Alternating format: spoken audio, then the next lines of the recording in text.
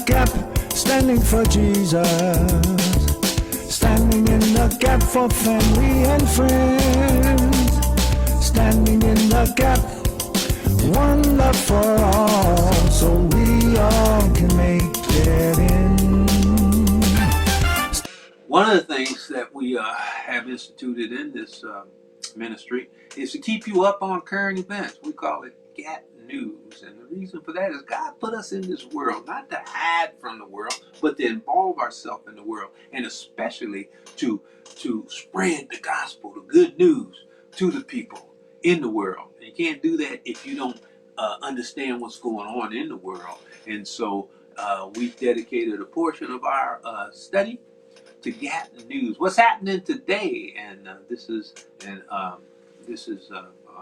under Marvel's tutelage and leadership.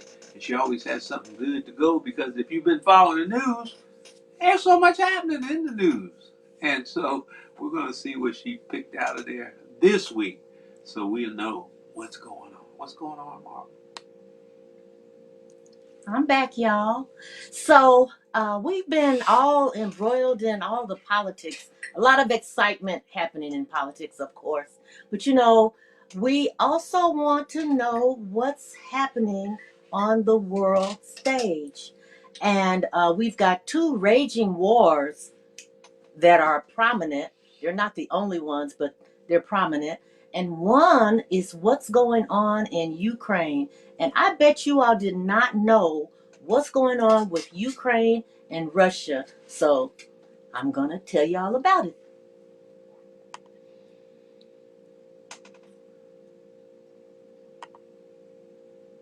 Well, the end game for Mr. Putin is the consumption of Ukraine, which is a non-starter. The end game for us is a reestablishment of the international borders with the Ukraine and Russia. I mean, our will has been ironclad, and our commitment's been ironclad, that we have to get a restabilized Russia-Ukraine. We can't have Russia consuming the Ukraine. That's a non-starter. And so I think by continuing to support Ukraine, continue to support them with munitions, with information, we're hoping that Mr. Putin will think again about how much he wants to invest in retaking Ukraine. And I hope he'll decide correctly for his own sake. The other piece is the human dimension. The Ukrainians want to be Ukrainian more than the Russians want them to be Russians. And that's my assessment. One's fighting for survival, one's fighting for expansion. And the survivalist is going to win every time. Every time. War is a contest of human will. And right now the Ukrainians are holding their own.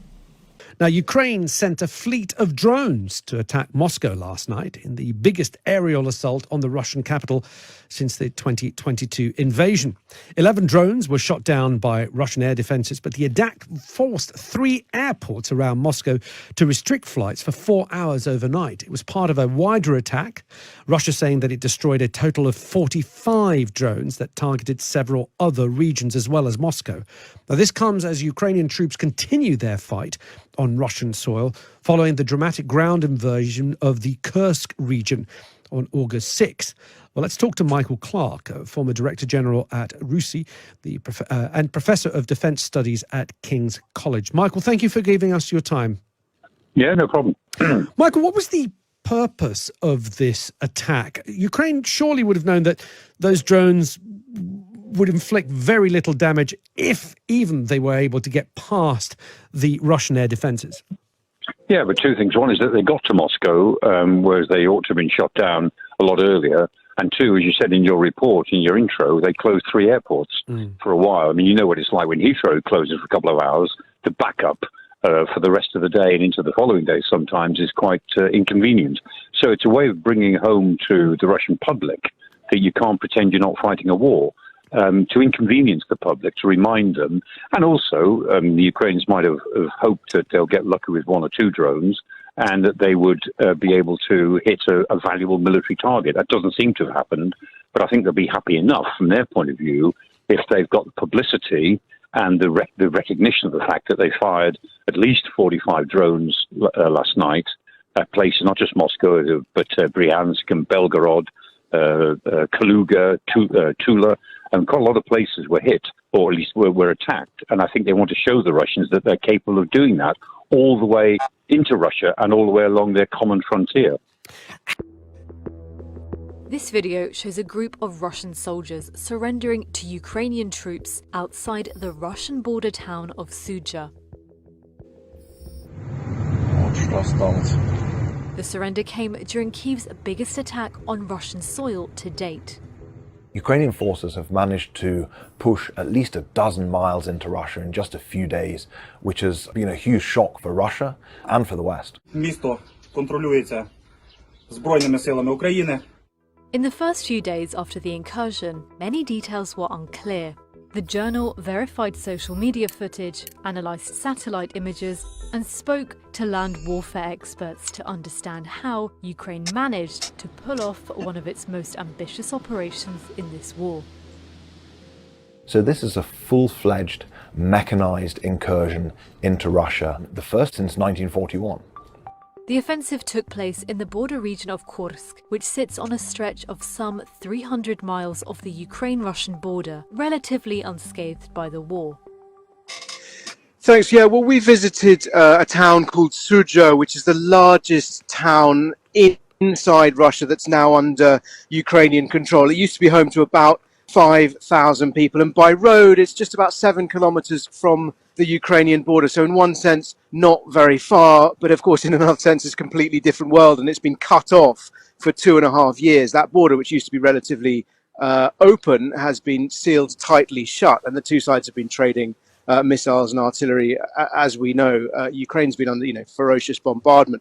We joined Ukraine's armed forces. They took us up there. They insisted we travel in an armored vehicle because of the risk of Russian drones, artillery and rockets on both sides of the border, but particularly inside this occupied patch of Russian land. Ukraine now claims to have about 1,300 square kilometers. That's an area roughly the same size as the Brecon Beacons National Park, and inside it are about 100 settlements, and they range from towns like Sudzha to villages and tiny hamlets. And we spent most of our time, as I said, in Sudzha, meeting just a handful of Russians. I mean, most of the population have fled. The soldiers said there were perhaps 600 people left in the town that was home to 5,000 before, and in the time that we had on the ground, which is really just a few hours, we saw perhaps a dozen or so, and spoke to as many as we could.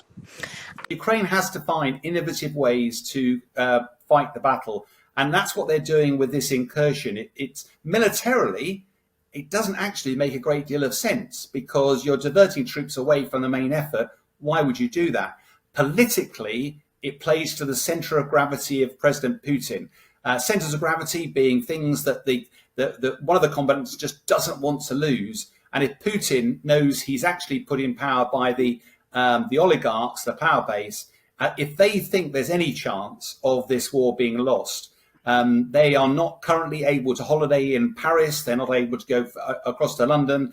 There's all sorts of sanctions crippling their business, and Putin is now indicted by the International Criminal Court. The more that Zelensky can demonstrate to normal Russians that they're in a war, that this isn't just some foreign foray, that actually they are directly being affected, whether it's their young men predominantly and women being returned in boxes or without limbs, whether it's people being evacuated from the Kursk region, 150,000 people, they're going to talk as well. And all the sanctions, I think it all starts to pile up and potentially erode support for Putin. Since the Kursk manoeuvre, it's changing, and some of his staunchest supporters, some of the staunchest Russian bots and propagandists are now questioning what on earth's going on. What is Putin up to? Has he lost the plot? I'm Hamish Breton-Gordon, a former British Army officer and military analyst, and also a NATO commander. Well, I think everybody's well aware that in the conflict in Ukraine, we've seen over the last sort of 900 plus days, the extensive use of drones. And lots of people are thinking this is a new way of warfare, a new way of fighting. But it's not really. It's just an extension of what we call combined arms maneuver warfare. And it wouldn't be out of the realm of possibility for us to strike Moscow and try and hit the Kremlin now, because this is our weapon. We developed it. After 3 weeks in the Kursk region of Russia, Ukraine says it now controls 500 square miles of that Russian territory. And it's begun a separate attack on another region with an assault on the border at Belgorod. Now, President Zelensky in Kyiv has announced the nation's first successful ballistic missile test. And it all comes after Russia launched a huge wave of missile and drone attacks at the weekend, killing at least 4 people.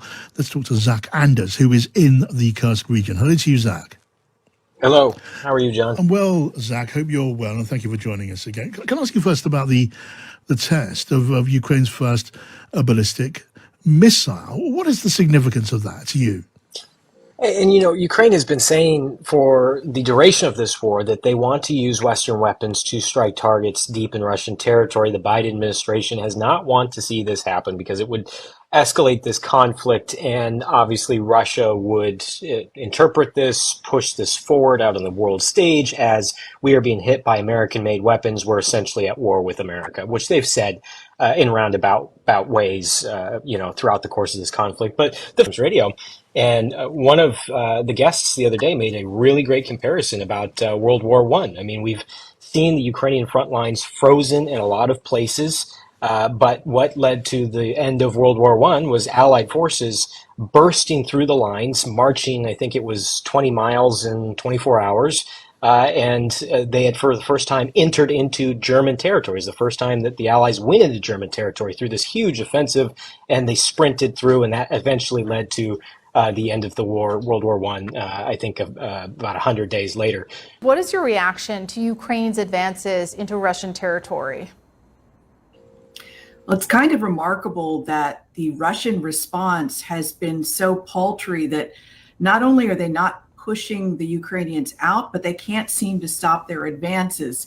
And that has me curious because generally, look, this is like a chess match or a game of Go where one opponent does something and then the other opponent responds. The Russians are often very slow to respond on the battlefield, but it has me wondering if Putin has looked at this situation and said Kursk could be the thing to use to motivate the Russian population.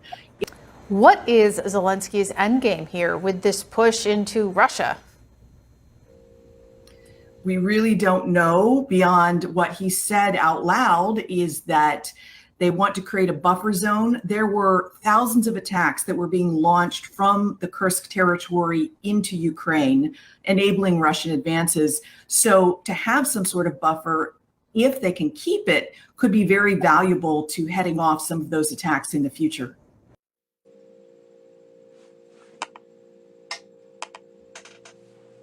Very interesting. So this news is very recent.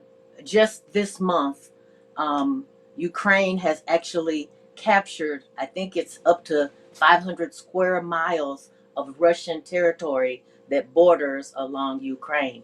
You know, earlier in the summer, they destroyed several of the Russian destroyers in the Black Sea, and basically Russians' Navy now has no power to do any kind of military operations in the Black Sea. Honey, what do you think about this news that it looks like maybe Ukraine is finally, getting a little bit more strength on things? Well, I'll tell you the truth. Everybody wants to see an end to the war. Oh, yes. And a lot of people, they line up on either side, and it's wrong to have war, and it's wrong to just not submit and all that kind of thing. But you know what? And as I look at Ecclesiastes 3:1-8, it talks about a time, there's a season and a time for every purpose under heaven. And one of the things it says there's a time for a war. And I just hope that there can be an end to it that, is in line with Micah 6:8, with justice and mercy and walking humbly with God. So we'll see. But it is a current event that is not just out there without God being interested in it and involved in it. And so, for a Gap News story, I think it's right on time. Well, thank you. I'll tell you, I really appreciated that first commentator and what he said. He said, this war is between people who are fighting for their survival and people who are trying to expand. People who want to be Ukrainians more than the Russians want them to be Russians. And it is really a war of human will. And like you said, God is still in charge, but I pray that that this war can be resolved with Ukraine maintaining their sovereignty, and you know, ending all the bloodshed and destruction and war crimes that Putin has been committing. All righty. Okay. Thank you. Thank you. Current events.